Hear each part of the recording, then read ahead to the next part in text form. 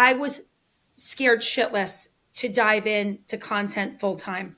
So what I was doing is I was like, I'm consulting and I'm doing content because that was a safe place to be. It's like, I can't really make an excuse for not growing here.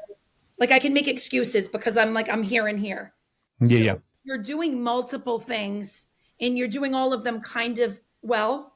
That's a good excuse. So I always had the fallback of, oh, I'm a consultant. And like content, it felt like less boss bitch to say content's just for fun. Where deep down I knew I want to do this full time. Why can't I just say that I want to do this? Why does this feel funny? It feels weird. I'm 46. Like, who's doing this at my age and who needs the like validation of other people? It just felt dirty and weird. And then there was one day I was like, you know what? I'm never going to know it till I try it. And so I'm answering the fear question here. Here's what I did. I said, I am going to put on the calendar where I take 6 months where I say no to consulting offers. I drop my clients when their contract's done. And at that 6-month start, I'm going to give myself 6 months and I'm going to say it out loud to the universe, giving myself 6 months. And if I can go all in with content, then I'll go all in with content. And if I can't, then I go back to consulting and that's okay. Could always go back. Within the first 3 months of that, I was blowing up on Instagram. Like literally my Instagram account went whoosh, and then I got called by my current manager, who's my brother, who was unwilling to manage me. And then he goes, okay, now I just want to let you know the agency is talking about you and I am going to try to get you a few deals. Let's see if it works with us. And I said, well, what was the difference between then and now? And he goes, because you were so in your head and you couldn't decide what you wanted to do. And now I see you doing it. So that's how I faced the fear. Was I needed to give myself still the ability to feel it, but with a timeline. So I don't know if that's helpful, but it was like the timeline was my safety net. I'm just 6 months.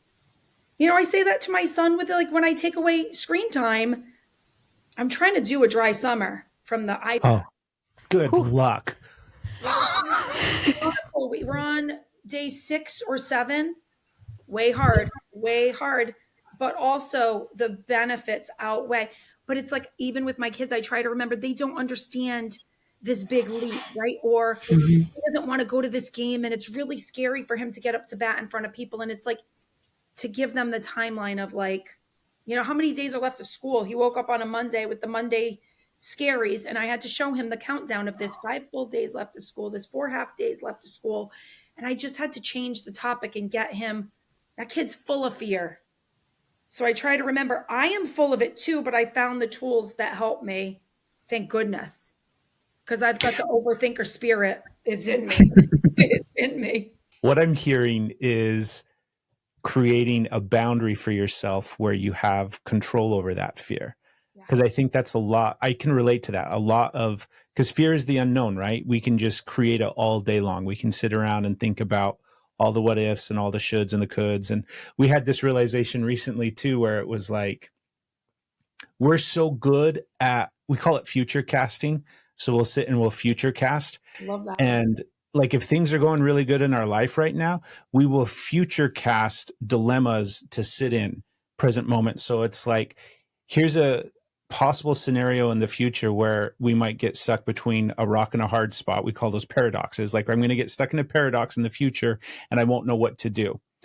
And I'll be future casting all of that from like the comfort of the present moment where it's nice outside. I've got water, like everything's perfectly fine in the present moment, but we'll future cast those all the time. And so it's creating a boundary. This is what I heard was you creating a boundary where you had control over that fear. And I think that is really, really profound. We were meant to be.